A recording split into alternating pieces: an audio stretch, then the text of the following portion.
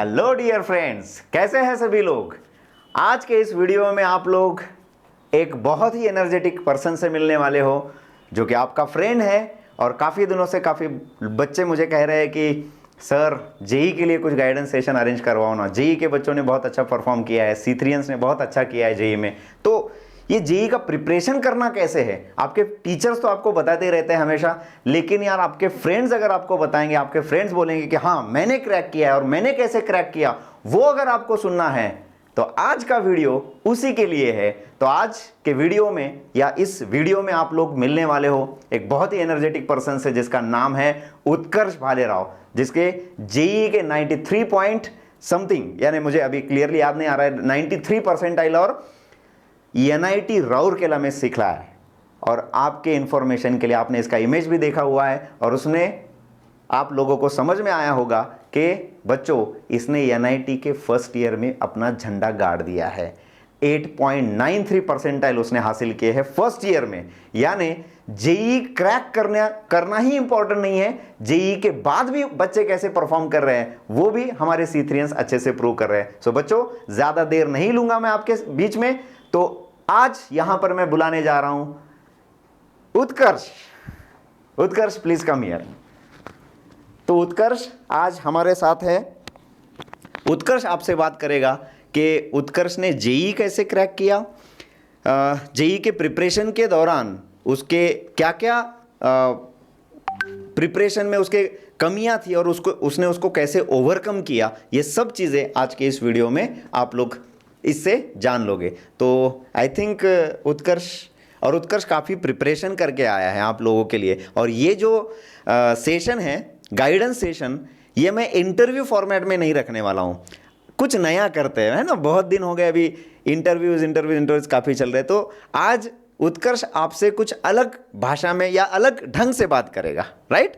So उत्कर्ष आपके beach में ज़्यादा समय मैं नहीं लूँगा, तो आप डायरेक्ट शुरू हो जाओ। Yes sir. Right, so take this. Thank you sir. And thank you, bye bye. Yeah.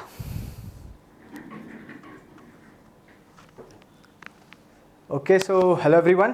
My name is Utkarsh Bhalerao and I'm currently studying in NIT Rourkela. मराठीमध्ये बोलू थोडं चांगलं होईल.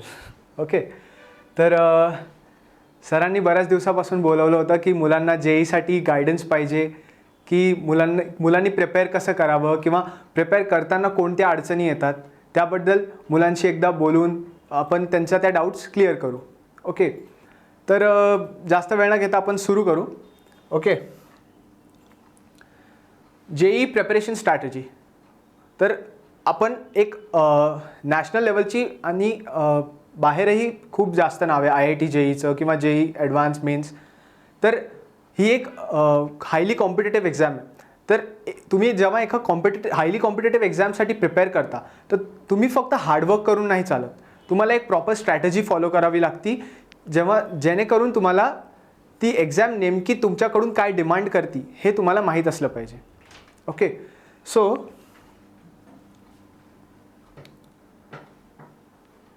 preparation for JEE requires dedication, determination and discipline, the 3 Ds. Apart from that, hard work as well as smart work. Okay, तर जेव्हा तुम्ही एखाद्या गोष्टीसाठी प्रिपेअर करता तुम्हाला त्यासाठी पॅशन असणं महत्त्वाचं आहे. ओके, तर तुम्ही त्यासाठी तुमचं जेवढी एनर्जी आहे, जेवढं तुमच्यात पोटेन्शियल आहे, तुम्ही सर्व त्यामध्ये अप्लाय करता आणि मग त्यासाठी प्रिपेअर करता. ओके, सो ते आपण डिस्कस केलं आता की डिसिप्लिन, डिटर्मिनेशन, डेडिकेशन पाहिजे, पण हे फक्त म्हणायला नाही पाहिजे, हे ॲक्च्युली तुम्ही इन्कल्केट केलं पाहिजे स्वतःमध्ये. ओके, सो नेक्स्ट पॉईंटकडे जाऊ. सो जेईचे हे 2 वर्ष जे असतात हे तुमच्या लाईफचे सर्वात इम्पॉर्टंट किंवा 11th-12th म्हणा, आणि हा प्रिपरेशनचा जो फेज आहे हा तुमच्या लाईफचा सर्वात इम्पॉर्टंट फेज असतो. तुम्ही आत्ता चांगलं करसाल यामध्ये तर ही तुमची पुढची येणारी लाईफ चेंज करू शकते. ओके सर, आता सरांनी सांगितलं की तुम्ही प्रिपेअर करताय, पण ॲक्च्युली तुम्ही कसं प्रिपेअर केलं पाहिजे हे देखील सर तुम्हाला सांगत असतात. Okay, so it's a tough phase through JEE, but with proper guidance and a willingness to crack it you can qualify JEE. Okay, तुमचा विलिंगनेस पाहिजे त्यामध्ये. तुम्ही जर स्वतःहून त्यासाठी प्रिपेअर करताय तर तुम्ही नक्की त्यामध्ये एक्सेल होसाल. त्यासाठी तुम्हाला प्रॉपर स्ट्रॅटेजीज फॉलो कराव्या लागतील. Smart work pays off more than hard work. Okay, तुम्हाला हार्डवर्क करावं लागेल, but hard work not in the wrong direction, in the right direction and apply it smartly. Okay, next strategy for 11th standard students. Okay, मी थोडं shift होऊन जातो म्हणजे तुम्हाला वाचता येईल. सो 11th स्टँडर्ड स्टुडंट्स, त्यांच्याकडे भरपूर वेळ असतो. लाईक तुमच्या जेईसाठी मिनिमम रिक्वायर्ड टाईम असतो 2 years. तर तसं तुमच्याकडे 2 वर्ष आहेत प्रिपेअर करण्यासाठी. Okay, you have 2 years to prepare for a single examination. So ह्या टाईममध्ये तुम्हाला तुमचे कन्सेप्ट बिल्ड करायचे. कन्सेप्ट बिल्ड करणं म्हणजे थिअरीज वाचणं, अंडरस्टँडिंग करून घेणं, त्यावरचे क्वेश्चन सॉल्व्ह करणं. बोलू त्याबद्दल पुढेही. Okay, points to remember. Theoretical knowledge. Theoretical knowledge सर्वात इम्पॉर्टंट गोष्ट आहे. मी जेव्हा प्रिपेअर करत होतो, बऱ्याच मुलांचा ॲटिट्यूड असा होता की ते जास्त क्वेश्चन सॉल्विंगवर भर द्यायचे आणि थिअरी वाचण्यात कुठेतरी त्यांचा एक कमीपणा होता. ओके, पण थिअरी सर्वात इम्पॉर्टंट गोष्ट असते कुठलेही क्वेश्चन सॉल्व्ह करताना. लाईक तुम्ही क्वेश्चन सॉल्व्ह करताय, पण त्या क्वेश्चनचा बेस कुठून आहे किंवा त्या क्वेश्चन सॉल्व्ह करण्यासाठी तुम्ही जो कन्सेप्ट अप्लाय करताय तो कुठून येतोय? तो येतो थिअरीमधून. ओके, तर थिअरीच्या बाबतीत तुम्ही थरो असले पाहिजे. एक ना एक वर्ड, एक ना एक डेफिनेशन तुम्हाला माहीत पाहिजे आणि अंडरस्टँड झालेली पाहिजे. Okay, next slide. ओके, कुठल्याही नोट्स रीड करण्या अगोदर, कुठल्याही नोट्स ते तुमच्या क्लासेसच्या असो किंवा तुम्ही एखादी अवांतर दुसरं बुक रेफर करताय, त्याआधी तुमचं NCERT जे आहे ते रीड झालं पाहिजे. Okay, just a second. NCERT हे सर्वात जास्त इम्पॉर्टंट बुक आहे जे जेईसाठी प्रिपेअर करतायत. ओके, तर आता मागच्या वर्षी 2019मधून जेव्हा NTAनी पहिल्यांदा जेई कंडक्ट केली, त्यांचं स्टेटमेंट असं होतं की ते पूर्ण जे सिलेबस असणार जेईचं ते एंटायरली NCERTवर बेस्ड असणार. तर त्यासाठी तुम्हाला NCERT रीडिंग मस्ट आहे. तर NCERTला अजिबात शेवटपर्यंत NCERTला सोडायचं नाही जोपर्यंत जेईची परीक्षा संपत नाही. Okay, will go with the next slide. Just a second. या हां, NCERTचे एक्झॅम्पलर क्वेश्चन्स ही अशी गोष्ट आहे जे बरेच मुलं निग्लेक्ट करतात. एक्झॅम्पलर क्वेश्चन्स यासाठी दिले असतात की तुम्ही NCERTची थिअरी वाचून ती अप्लाय करण्यासाठी हे क्वेश्चन सॉल्व्ह करावेत. पण बरेच मुलं हे क्वेश्चन्स टाळतात किंवा त्यांना करू वाटत नाहीत. पण these are important, very important. तर बऱ्याचदा असं झालं की एक्झॅम्पलरमधून काही क्वेश्चन्स आलेले आहेत, डायरेक्टली एक्झॅक्ट क्वेश्चन्स येत नाहीत हे आपल्यालाही माहिती, पण सिमिलर टाईपचे क्वेश्चन्स येतात. न्यूमेरिकल व्हॅल्यूज थोड्या चेंज करून देतील, पण पॅटर्न तोच असेल. Okay, will move next. Sorry, yeah solving questions from prescribe books by teachers and solving DPPs. तर तुम्हाला टीचर्स DPPs देतात किंवा तुम्हाला टीचर्स बुक सॉल्व्ह करायला सांगतात. जसं केमिस्ट्रीसाठी तुम्ही MS चौहान वापरू शकता, बालाजी पब्लिकेशन्सची, किंवा नरेंद्र अवस्थी किंवा VK जयस्वाल, हिमांशू पांडे, ह्या बुक्स तुम्ही रेफर करता. तर त्या बुक्स तुम्ही सॉल्व्ह करायला पाहिजे, कारण त्यांच्यामध्ये व्हरायटी भेटते क्वेश्चन्सची, तुम्हाला व्हरायटी भेटत जाते. तुम्ही एकाच टाईपचे क्वेश्चन्स सॉल्व्ह करत राहाल तर तुमचं पुढचं तुम्हाला अजून त्यामध्ये नॉलेज भेटणार नाही. पण तुम्ही व्हरायटी सॉल्व्ह करसाल तर तुम्हाला कळेल की नेमके क्वेश्चन्स कसे कसे असू शकतात किंवा लँग्वेज चेंज करून कसे विचारू शकतात प्रश्न तुम्हाला. ओके, त्यानंतर DPPs देतात टीचर्स. ज्या डेली DPPs देतात त्या फक्त घरी नेऊन त्याच्यावर काहीतरी समोसे तळून खायला नसतात. ओके, त्यावर ते तुम्हाला सॉल्व्ह करण्यासाठी दिलेले असतात आणि त्या सांभाळून ठेवल्या पाहिजे. कारण कोणती गोष्ट, तुमच्या मटेरियलची कोणती गोष्ट तुम्हाला कधी कामी येईल हे काही सांगता येत नाही. ओके, हां, DPPs ज्यांना माहीत नाही त्यांना सांगतो, daily practice papers. Okay, next, sorry, yeah, as an 11th standard students you must develop a habit of solving questions, maximum number of questions.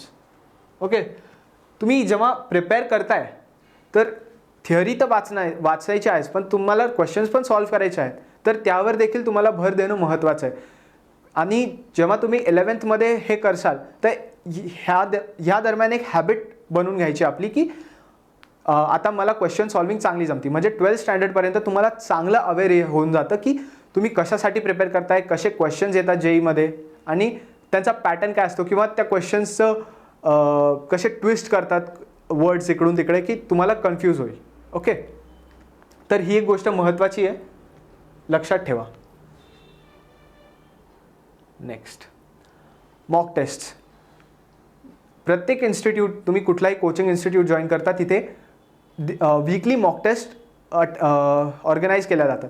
त्या अटेंड करायच्या आहेत, रेग्युलरली अटेंड करायच्या आहेत. असं नाही की आज करू वाटत नाही आहे किंवा आज माझं प्रेपरेशन झालेलं नाही आहे म्हणून मी टेस्ट देणार नाही, हे नाही करायचं आहे. तुमचं प्रेपरेशन झालं असो नसो, तुम्ही एकदा ती टेस्ट देऊन बघा. ओके, टेस्ट देणं महत्त्वाचं आहे. तुमचं प्रेपरेशन लेवल कुठपर्यंत आलं आहे हे तुम्हाला कळेल. जेव्हा तुम्ही एखादी टेस्ट देता, तुम्ही त्याच्यात फेल होता, पास होता, अदर थिंग्स, पण तुम्हाला त्यावरून हे कळतं की मी किती पाण्यात आहे आणि किती मला येतं.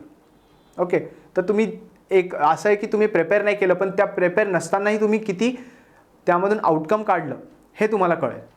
ओके, नेक्स्ट, हे इम्पॉर्टंट आहे.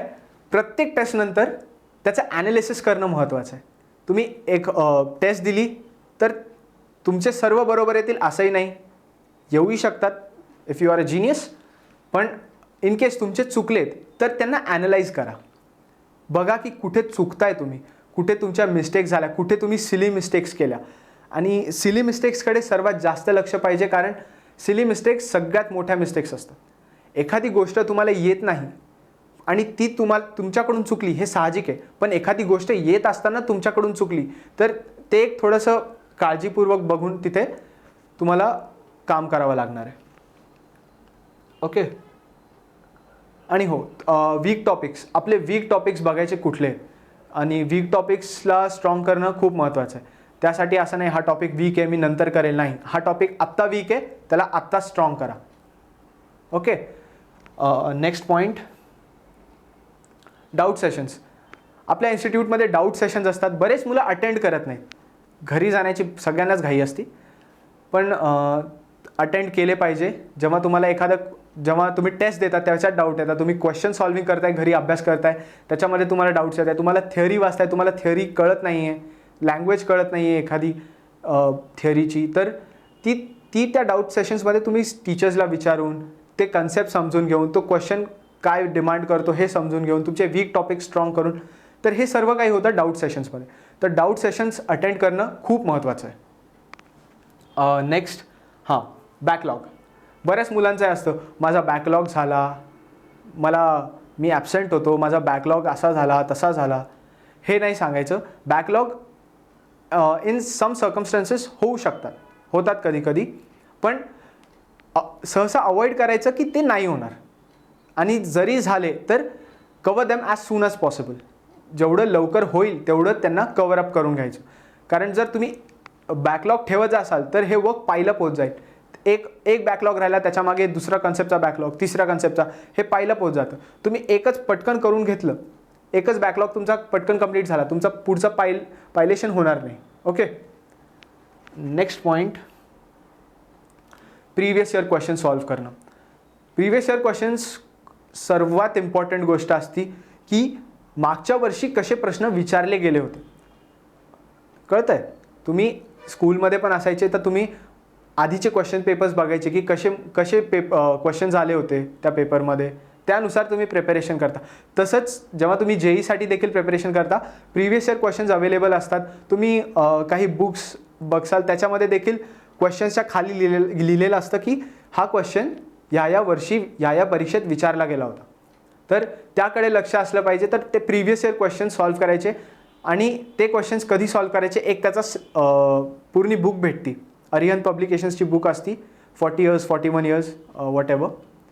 तर ते दरवर्षी त्याचं नाव चेंज होतं, 41 इयर्स 42 इयर्स. तर त्या बुक्समधून तुम्ही ते सॉल्व्ह करू शकता. पण त्याआधी जे तुमचे इन्स्टिट्यूटकडून भेटलेल्या ज्या नोट्स आहेत त्या किंवा त्याच्यामधले जे क्वेश्चन्स आहेत, तर ते क्वेश्चन बुकलेट पहिले सॉल्व्ह करायचं आणि मग शेवटी प्रिव्हियस इयर क्वेश्चन्सकडे जायचं. नेक्स्ट, हा सर्वात इम्पॉर्टंट पॉईंट आहे. आता हा लक्ष देऊन ऐका.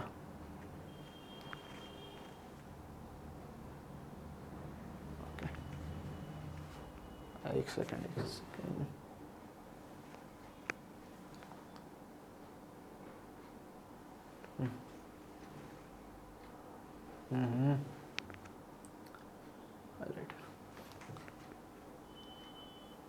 हायलायटरमध्ये काऊन असं होतं आहे? Eraser, highlighter, red, again no. बरं चला ठीक आहे, हायलायटेडच आहे ते, एवढं काही नाही.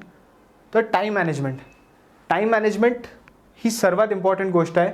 तुम्ही जेव्हा स्टडी करताय किंवा तुम्ही तुमच्या मॉक टेस्ट देताय किंवा DPP सॉल्व्ह करताय, DPPचा टाईम लिमिट थोडं कमी असतं, पण त्यामध्ये देखील तुम्हाला टाईम मॅनेजमेंट करता आलं पाहिजे.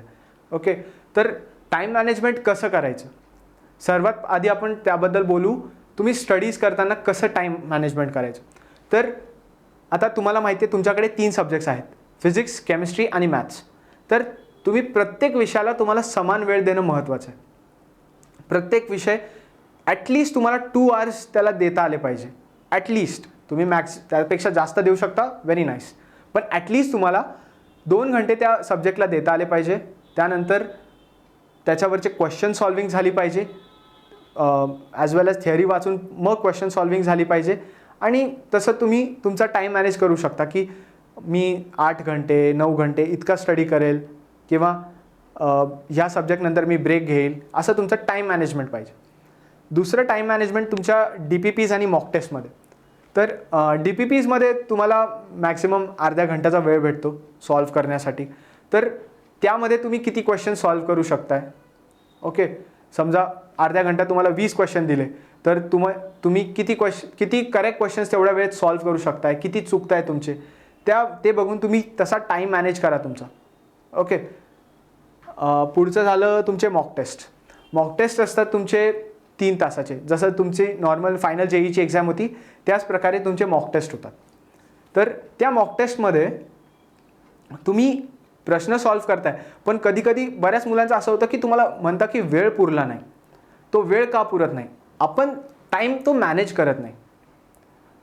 टाईम मॅनेजमेंट खूप मोठा टॉपिक आहे ह्या गोष्टीला बोलण्याबद्दल. तर तो टाईम मॅनेज कसा करायचा, तर जेव्हा तुम्ही क्वेश्चन हातात घेता तर पहिला प्रश्न सॉल्व्ह करायला लागत नसतात. आधी क्वेश्चन पेपर पूर्ण बघायचा, फिजिक्स, केमिस्ट्री, मॅथ्स तिन्ही पण प्रत्येक क्वेश्चन चेक करायचा, कुठले क्वेश्चन्स तुम्ही इझिली सॉल्व्ह करू शकता. ओके, तर जे क्वेश्चन्स तुम्ही आधी किंवा इझी आहेत सॉल्व्ह करण्यासाठी, छोटे थिअरॉटिकल क्वेश्चन्स आहेत, ते जेव्हा तुम्ही सॉल्व्ह करू शकता तर ते क्वेश्चन्स तुम्ही पहिले सॉल्व्ह केले पाहिजे, जेणेकरून जे पुढचे डिफिकल्ट क्वेश्चन असतील त्यांना तुम्हाला जास्त टाईम देता येईल. Okay,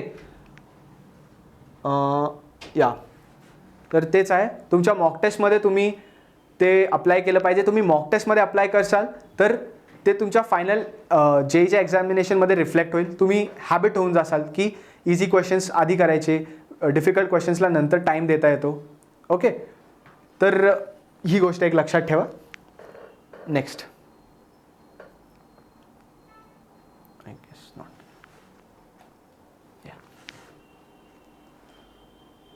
there's no need to solve every question in JEE. JEEमध्ये सगळे क्वेश्चन सॉल्व्ह करणं महत्त्वाचं नाही. बरेच मुलं त्या नादात नेगेटिव्ह मार्क्स कमवून आणतात. तर सगळे क्वेश्चन सॉल्व्ह करण्याची गरज नसती JEEमध्ये. तुम्हाला जे क्वेश्चन्स येतात, ज्या क्वेश्चन्सबद्दल तुम्ही कॉन्फिडंट आहात, फक्त ते क्वेश्चन्स तुम्हाला सॉल्व्ह करायचे. जेणेकरून तुम्ही नेगेटिव्ह मार्किंग अवॉइड करू शकता. तुम्ही एखादा चुकीचा प्रश्न सोडवता, तो चुकीचा सोडवता, आन्सर चुकीचा टिक करून येता, आपल्याला वाटतं काही नाही, एक नेगेटिव्ह गेला, पण तुम्ही सॉल्व्ह केला, 4 मार्क जात होते, तुमचे 5 गेले. तुम्ही नसता केला, तुम्हाला 1 मार्क तेवढा कमवला असता, किंवा 1 मार्क कुठेही गेला नसता तुमचा. तुम्ही सॉल्व्ह नसता केला, तुमचे 4 मार्क गेले असते. तुम्ही सॉल्व्ह केला, तो चुकवला, तुमचे 5 मार्क गेले. एका मार्काने जवळजवळ 500ची रँक घसर होती जेईमध्ये. So that 1 mark is very important. ती स्ट्रॅटेजी तुम्हाला कळली पाहिजे की आपला 1 मार्क आपण कसा वाचू शकतो. जर एखादा क्वेश्चन येत नाही तर तो सोडून द्या. ओके, या इझी क्वेश्चन्स पहिले करायचे आणि डिफिकल्ट क्वेश्चन्स नंतरसाठी ठेवायचे. Strategy for 12th students. तर आता तुम्ही अबव दिलेले 11चे रूल्स फॉलो केले तर 12th तुम्हाला तेवढी अवघड जाणार नाही, कारण तुम्ही त्या हॅबिटमध्ये येऊन जासाल. एक म्हणतो ना आपण, आपल्या मसल मेमरीमध्ये बसतं ते, की आता सॉल्विंग करताय तर sine square theta plus cos square theta अचानक =1, डोकं लावायचं काम नाही, हात आपोआप लिहित जातात. तशी हॅबिट 11th पासून क्रिएट केली तर तुम्हाला फायदेशीर असेल, आणि 11मधूनच फॉलो केलं तर 12thमध्ये तर काही प्रॉब्लेम तेवढा येणारच नाही. ओके, पण तरीही बऱ्याच मुलांचं असं असतं की 11thमध्ये या गोष्टी लक्षात येत नाही, कुणी सांगायला नव्हतं, किंवा आम्हाला कोचिंग नव्हतं, आम्हाला माहीत नव्हतं ह्या गोष्टींबद्दल.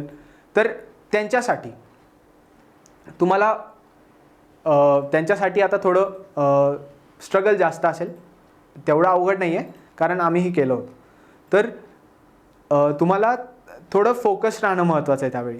ओके, तर इथे पॉईंट्स काय दिलेत, तुमच्याकडे अजूनही 1 वर्ष आहे and you can turn the tables. तुम्ही क्वालिफाय करू शकता जेई, काही अवघड नाही. एका वर्षातही तुम्ही बरंच काही करू शकता. 1 वर्ष म्हणजे 12 महिने, 12 महिन्यात तुम्ही खूप काही करू शकता. ओके, फक्त थोडं फोकस राहणं महत्त्वाचं आहे, आणि एवढा अवेअरनेस पाहिजे की आपण काय करतोय आणि कशासाठी करतोय. नेक्स्ट, फर्स्ट ऑफ ऑल स्क्रॅचपासून सुरू करा. ज्या मुलांना आधी 11th चांगलं गेलं नाही, किंवा 11चे कन्सेप्ट्स क्लिअर नाहीत, तुम्ही एका स्क्रॅचपासून सुरू करा. स्क्रॅचपासून सुरू करणं बेसिक, पहिला chapter right from the first chapter of each subject. Physics चालू करताय, युनिट्स अँड डायमेन्शन्सपासून करा. मॅथ्स चालू करताय, ट्रिग्नोमेट्रीपासून करा. केमिस्ट्री चालू करताय, फिजिकल करताय तर मोल कन्सेप्टपासून सुरू करा. तर तिथून घेत घेत एक गोष्ट तुम्हाला कव्हर करावं लागणार. तुम्हाला बाकीच्या मुलांपेक्षा जास्त वेळ द्यावा लागणार, कारण तुमचं 11th थोडंसं टफ गेलं होतं, किंवा तुम्हाला त्यावेळी काही गोष्टी जमल्या नाहीत. ठीक आहे, तर स्क्रॅचपासून करसाल. प्रत्येक कॉन्सेप्ट 11thचा प्रत्येक कॉन्सेप्ट रिवाईज करायचा आहे तुम्हाला. ओके, तर त्या प्रत्येक कॉन्सेप्ट रिवाईज करत करत ते क्वेश्चन्स त्याच्यावरचे सॉल्व्ह करणं, त्यांना ॲनालाइज करणं, आणि ऑब्व्हियसली या गोष्टींना तुम्हाला जास्त टाईम द्यावा लागणार. नेक्स्ट, ओके, सायमल्टेनियसली 12thचा सिलेबस पण तुम्हाला रिवाईज करत राहावं लागणार, कारण तुम्ही जर फक्त 11चं करत बसाल आणि 12चं सोडून देसाल तर तुम्ही तुमचं जे बॅच आहे, तुम्ही जिथे शिकताय तिथून मागे पडसाल. ओके, आणि टीचर्स जे शिकवताय त्यामध्ये देखील तुमचं लक्ष असलं पाहिजे, नाहीतर मग मागचं करत बसाल आणि पुढचं राहून जाईल. तर थोडंसं एक इन्फिरियॉरिटी कॉम्प्लेक्स येतो कधी कधी मुलांमध्ये की मला ते येत नाही म्हणून. तर त्यामुळे 12thचा पण अभ्यास करत राहायचा आणि 11चे कॉन्सेप्ट्स पण त्यामागे रिवाईज करत राहायचे.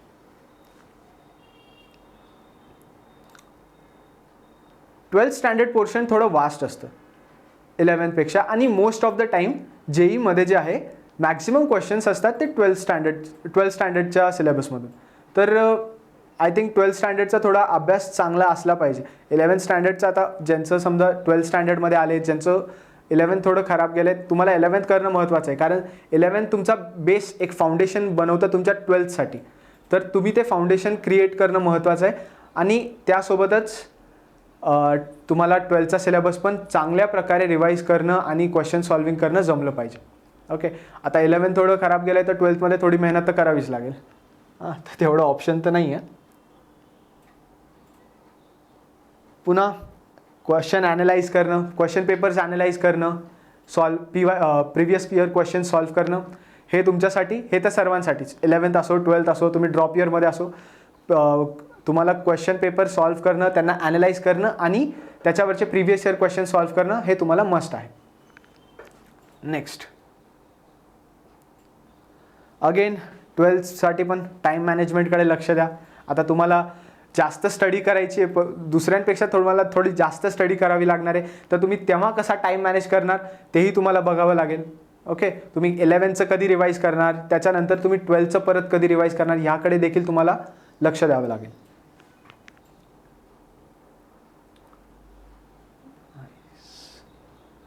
Common strategy for entire 2 years as well as drop year students. तर मी एक सांगतो, मी ड्रॉप इयरमध्ये होतो 2 वर्ष, मी देखील प्रिपेअर केलं होतं, पण अनफॉर्च्युनेटली माझ्याकडून 2 वर्षात नाही झालं, मी ड्रॉप इयर केलं.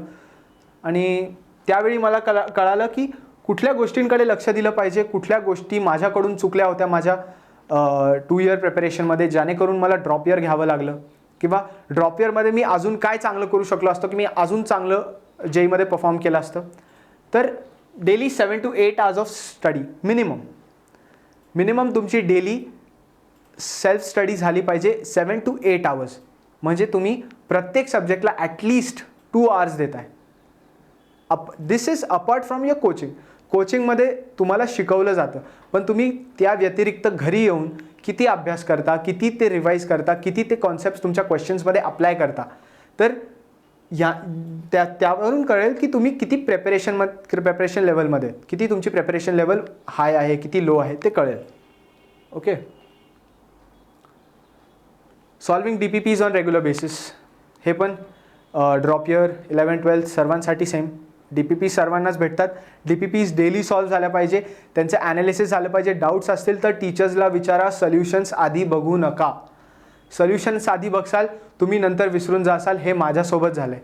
मी एक क्वेश्चन होता, मला डाऊट होता, मी सरांना विचारलं नाही, मी सोल्युशन बघितलं, तो क्वेश्चन जसाच्या तसा जेईमध्ये आला होता, तो मी चुकवला. तर ह्या गोष्टी होतात. तर त्यामुळे जेव्हा तुम्ही एखाद्या क्वेश्चनमध्ये अडता, तर आधी प्रयत्न करा, थिअरी वाचा, तिथून काही नॉलेज भेटतंय तर बघा. नाहीच काही कळालं तर टीचर्सकडे जा. सोल्युशन्स सहसा नाही बघायचे. ओके, रीडिंग NCERTs, हा पॉईंट मी आधीही क्लिअर केला. NCERTs म्हणजे तुमच्यासाठी आता गॉड बुक आहे. तुम्हाला ती रीड केल्याशिवाय पुढे प्रोसीड करायचं नाही. कुठलेही असो, फिजिक्स असो, केमिस्ट्री असो, मॅथ्स असो, तुम्हाला NCERT reading is must and must. हा पॉईंट नोट करून ठेवा. आणि प्लस सॉल्विंग एक्झाम्पलर क्वेश्चन्स, NCERTच्या मागे जे क्वेश्चन्स असतात ते क्वेश्चन सॉल्व्ह करायचे, ते तुमच्या सॉल्व्ह करण्यासाठी दिलेले असतात.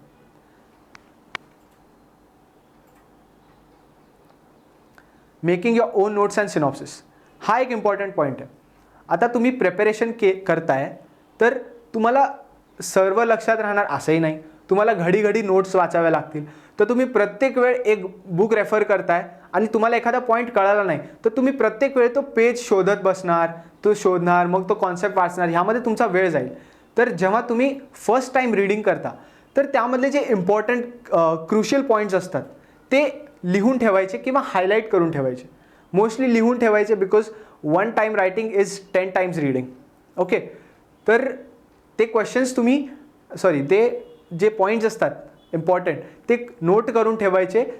तर जेव्हा तुम्हाला आता विसरले, समजा एखादा पॉईंट लक्षात येत नाही आहे, की नाही ह्या क्वेश्चनमध्ये कॉन्सेप्ट कुठला लागत होता, आठवत नाही, तर तुम्ही त्यावेळी ते सिनॉप्सिस वाचू शकता. आपल्या नोट्स बनवायच्या, त्यामध्ये देखील इम्पॉर्टंट पॉईंट्स हायलाईट करून ठेवायचे. तर ह्याने कसं तुमचा टाईम वाचत, तुम्ही प्रिपरेशनमध्ये हा टाईम वाचवता, शोधण्याचा टाईम.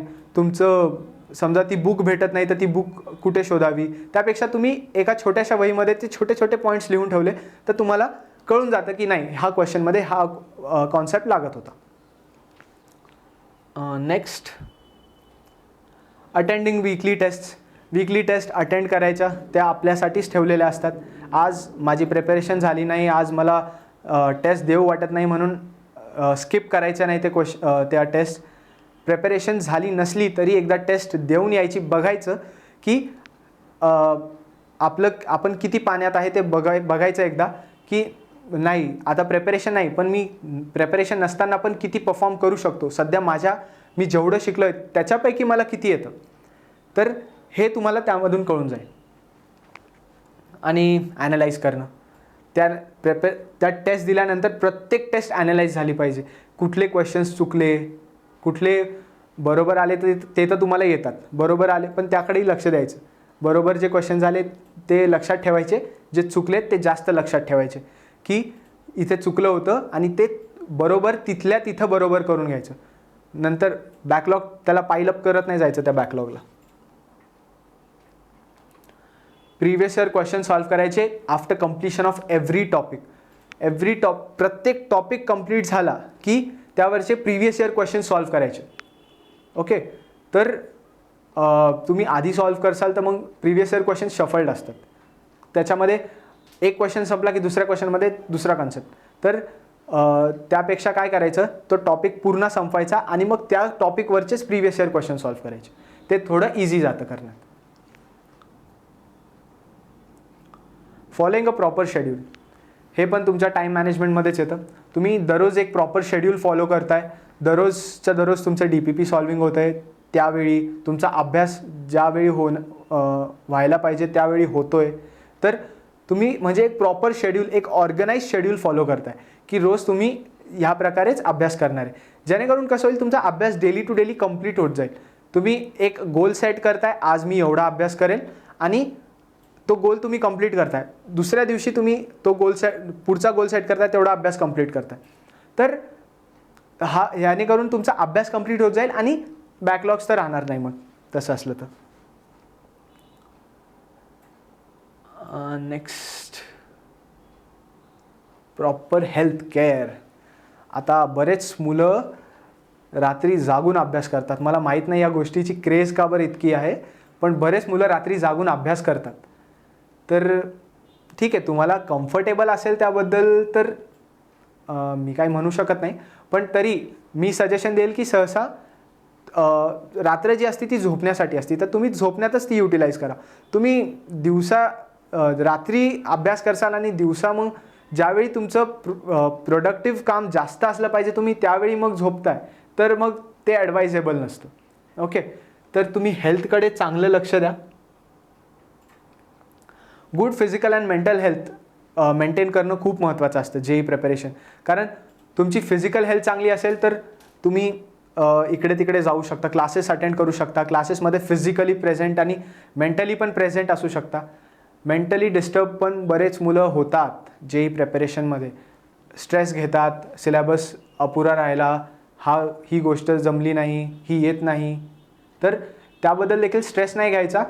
ती गोष्ट कंप्लीट कशी होईल ह्या गोष्टीचा विचार करायचा. ओके, तर प्रॉपर फिजिकल आणि मेंटल हेल्थ कशी मेंटेन करायची. Wake up early in the morning, सकाळी लवकर उठा. बरेच मुलं रात्री अभ्यास करतात, तर मी तसं जास्त करायचो नाही. मी ट्राय केलं होतं पण माझ्याकडून झालं नाही ते, किंवा मला त्याचे काही इफेक्ट झाले माझ्यावर, त्याचे ॲडवर्स इफेक्ट झाले, त्यामुळे मी ते ड्रॉप केलं. तर सकाळी उठा आणि एक्सरसाइज करा थोडी. तुमचं वॉर्मअप करतो स्कूलमध्ये, जसं तुम्ही सकाळी उठून स्कूलमध्ये जायचे तर स्कूलवाले तुमच्याकडून वॉर्मअप करायचे, तर ते तुम्ही घरी करू शकता. घरी बसून सकाळी उठले की थोडं वॉर्मअप करायचं, थोडी जॉग करायची, थोडं उन्हात बसायचं, कवळ्या उन्हात, विटॅमिन D भेटतं, चांगलं असतं. एक्सरसाइजेस करायचे. तुम्ही सकाळी उठाल तर तुमच्यावर एक वेगळा इम्पॅक्ट होईल. आणि जे माणसं सकाळी लवकर उठतात ते दिवसात जास्त प्रोडक्टिव्ह असतात. तुमचं जे काय प्रोडक्टिव्ह लेवल आहे, तुम्ही किती देऊ शकता, तुमचं पोटेन्शियल किती आहे ते तुम्हाला तेव्हा कळेल जेव्हा तुम्ही सकाळी उठाल आणि काम करायला लागसाल. तर तेव्हा तुम्ही जेव्हा सकाळी उठून काम करसाल तुम्हाला एक फरक जाणवेल की मी जेव्हा रात्री अभ्यास करायचो तेव्हा माझं प्रोडक्टिव्हनेस कमी झाला होता कम्पेअर्ड टू जेव्हा मी आता सकाळी उठून अभ्यास करतोय किंवा जे काही करतोय ते. ओके, दुसरी गोष्ट, बाहेरचं अनहेल्दी जंक स्टफ खायचा नाही. Burgers, pizzas, cafe coffee day, अजून काय बार्बेक्यू नेशन, बरेच जण इकडे तिकडे व्हिजिट्स देतात, फ्रेंड्ससोबत जातात, खातात.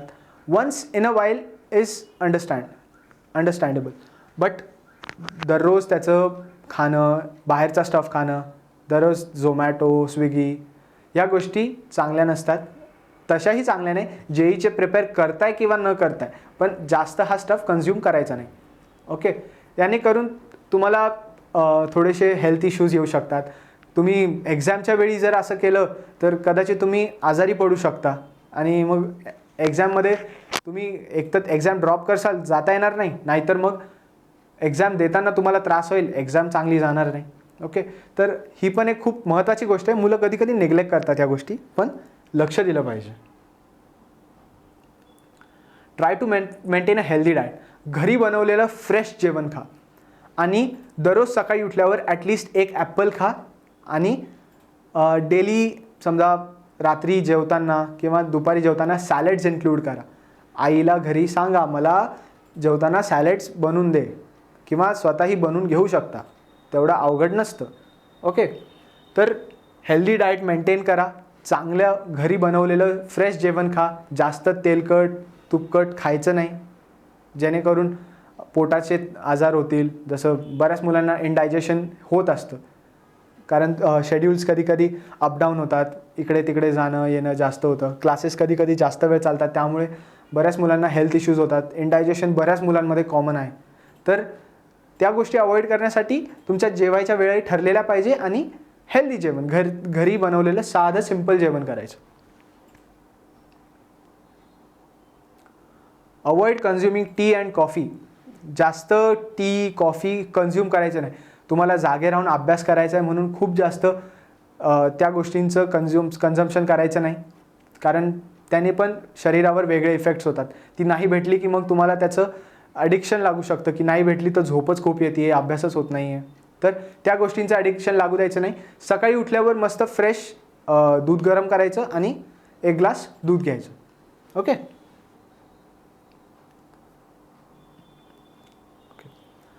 Proper sleep, 6 to 7 hours proper sleep, एकदम निवांत. जेव्हा झोपायला जासाल तेव्हा कुठल्याही गोष्टीचा विचार करायचा नाही की माझं हे राहिलं होतं ते राहिलं. तुमचा अभ्यासाचा टाईम संपला आहे, आता थोडा वेळ रेस्ट घ्या. रात्री झोपताय तर रात्री 11ला झोपताय, सकाळी 5ला उठा, 5ला किंवा 6ला, गुड टाईम. आणि 6 ते 7 तास तुमची झोप होईल असा तुमचा एक टाईम टेबल मेंटेन करा. ओके, आणि तुम्ही एकदा ती सवय लावली की 11ला झोपताय, 5ला 6ला उठताय, तर तुमच्या त्या हॅबिटमध्ये बनून जाईल की तुम्हाला अलाराम लावायची सुद्धा गरज पडणार नाही, तुम्ही स्वतःहून उठसाल. ओके, पण नेक्स्टकडे जाऊ आता. हां, ज्यांना थोडं स्पोर्ट्स वगैरेमध्ये इंटरेस्ट आहे ते थोडं स्पोर्ट्स घेऊ शकतात. एक स्पोर्ट तुम्ही आवडता स्पोर्ट तुमचा चूज करा. थोडं विरंगुळा म्हणून एक स्टडी शेड्यूल म्हणून थोडंसं तुम्हाला एखादा तुमचं काही किंवा छंद असेल एखादा, थोडा वेळासाठी अर्धा घंटा फक्त त्या गोष्टीला द्यायचा. खूप वेळ त्यामध्ये घालवायचा नाही. ओके, आपल्याला जेईची प्रिपरेशन करायची, आपल्याला बास्केटबॉल खेळून कोबी ब्रायंट बनायचं नाही, आपल्याला फुटबॉल खेळून लिओनेल मेसी बनायचं नाही. आपल्याला सध्या जेईची प्रिपरेशन करायची. तुम्हाला फुटबॉल आवडतं, तुम्ही थोडा वेळ फील्डवर जा, फुटबॉल खेळा, अर्धा घंटा खेळा, बरं वाटलं घरी या. जास्त वेळ त्याच्यात घालवायचा नाही. स्पोर्ट्स त्याच्याने कसं होईल, तुमचं एक सॅटिस्फॅक्शन राहतं की नाही मी थोडं खेळलो पण नुसता बसूनच नव्हतो. ओके ओके, स्ट्रेस घ्यायचा नाही. एक्झाम्स असो किंवा तुम्ही क्लासमध्ये लेक्चर्सला बसले त्यावेळी एखादी गोष्ट कळत नाही तर ती टीचर्सला जाऊन विचारा, त्याबद्दल स्ट्रेस घ्यायचा नाही. एक्झाम देताना देखील खूप जास्त स्ट्रेस किंवा पॅनिक होण्याची गरज नाही. एखादी गोष्ट येत नाही आहे, साहजिक आहे, तुम्ही टीचर्सला जाऊन विचारू शकता की काय येत नाही. टीचर्स त्यासाठीच असतात. टीचर्स या फेजमध्ये टीचर्स तुम्हाला गायडन्स करण्यासाठीच असतात. फक्त टीचर्सकडे जाणं महत्त्वाचं असतं, टीचर्सला विचारणं महत्त्वाचं असतं. ओके, तर ही गोष्ट लक्षात ठेवा. अजिबात पॅनिक किंवा स्ट्रेस घ्यायचा नाही कुठल्याही गोष्टीचा. एकदम माइंड एकदम स्टेबल ठेवून आणि फ्री माइंड ठेवून अभ्यास करायचा आणि एक्झाम द्यायची. Talk to your parents and teachers in case of any physical or psychological problems. कुठल्याही तुम्हाला एखादी कुणी त्रास देतं आहे किंवा तुम्हाला काही फिजिकल प्रॉब्लेम्स होत आहे, अंगदुखी, पोट दुखतं आहे, काही होतं आहे, तर त्यावेळी तुम्ही टीचर्सशी बोला, तुमच्या पॅरेंट्सशी बोला, त्यांना सांगा मला हा त्रास होतोय. ओके, मनामध्ये दाबून नाही ठेवायची एखादी गोष्ट, सांगायची. कुणी असेल जवळचं त्याला सांगा, पण तो डाऊट जो आहे तुमचा तो क्लिअर करून ठेवा. कुठलेही डाऊट पेंडिंग ठेवू नका. तुमचे अकॅडमिक डाऊट्स असो, तुमचे फिजिकल असो, तुमचे सायकोलॉजिकल कुठलेही डाऊट्स असो, कुणाला तरी कन्सल्ट करा. Okay, stay healthy and confident during the entire preparation and also after that. Okay, JEEच्या दरम्यान देखील कॉन्फिडंट राहा. काही वर्कलोड घेऊ नका, जास्त काम करत राहा, फक्त जास्त रिझल्टचा विचार करायचा नाही. कुठलाही वर्कलोड घेऊ नका, हेल्दी राहा, कॉन्फिडंट राहा आणि त्यानंतर देखील तसंच राहा. कारण JEE झाली म्हणजे लाईफचं स्ट्रगल संपलं असं नाही, पुढेही तुम्हाला मेहनत करावी लागते. लाईफमध्ये अजून भरपूर काही आहे. तर JEEच्या दरम्यान जो तुमचा काय म्हणतात एक स्मार्ट वर्क किंवा एक तुमचा प्रॉपर ॲटिट्यूड असा क्रिएट झाला आहे तुमच्या वर्कला घेऊन, की मी कुठलंही काम असो, मी विदाऊट स्ट्रेस, विदाऊट कुठलाही लोड घेता मी आरामशीर ते काम करू शकतो. तर तोच ॲटिट्यूड पुढच्या लाईफमध्येही ठेवा तुमचा, की तुम्ही जेव्हा कॉलेजमध्ये जासाल तिथे पण तुम्ही तसाच ॲटिट्यूड ठेवा. ओके, तर ऑल द बेस्ट सर्वांना. तुम्ही प्रिपेअर करताय तर चांगल्या प्रकारे प्रिपेअर करा. सर आहे तुम्हाला गायडन्ससाठी, इतके छान सर लाभलेत आपल्याला, तर त्यांचा गायडन्स घ्या. ते पण हायली क्वालिफाईड सर आहेत. ते तुम्हाला चुकीचं कधीच सांगणार नाही. ते जे सांगतील, मी तर म्हणतो सर जे सांगतील ते डोळे बंद करून ऐका.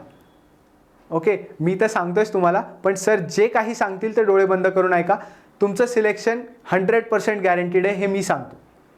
ओके, तर सर्वांना ऑल द बेस्ट आणि प्रिपरेशन करत राहा आणि असेच एक्झाम्समध्ये एक्सेल व्हा. आपल्या पॅरेंट्सचं, स्वतःचं आणि सरांचं देखील नाव मोठं करा. Okay, thank you. थँक्यू उत्कर्ष. आणि उत्कर्षचा हा जो इंटरव्ह्यू आहे, हा तुम्हाला इंटरव्ह्यू म्हणजे हे गायडन्स सेशन होतं. इंटरव्ह्यू मी आज याचा घेतलाच नाही, कारण ते म्हणतात ना, हिऱ्याचा इंटरव्ह्यू करून देण्याची गरज नसते. जे ऑलरेडी क्वालिफाईड आहेत त्यांचा काय इंटरव्ह्यू करून देणार आपण, कारण त्यांनी ज्या गोष्टी केल्यात त्याचे हे अनुभव तुम्हाला त्यांनी शेअर केलेले आहेत. त्याच्यामुळे हे जर अनुभव तुम्हाला आवडले असतील, या व्हिडिओमधली प्रत्येक गोष्ट जी तुम्हाला स्ट्राईक झाली असेल, जी तुम्हाला क्लिक झाली असेल, जी तुम्हाला टच केली असेल, ती गोष्ट खाली कमेंट्समध्ये लिहायची आहे तुम्हाला.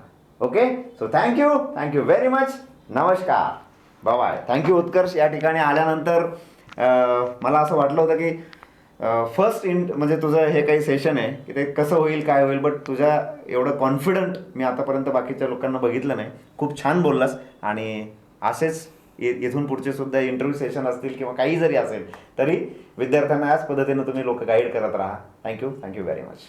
Thank you sir.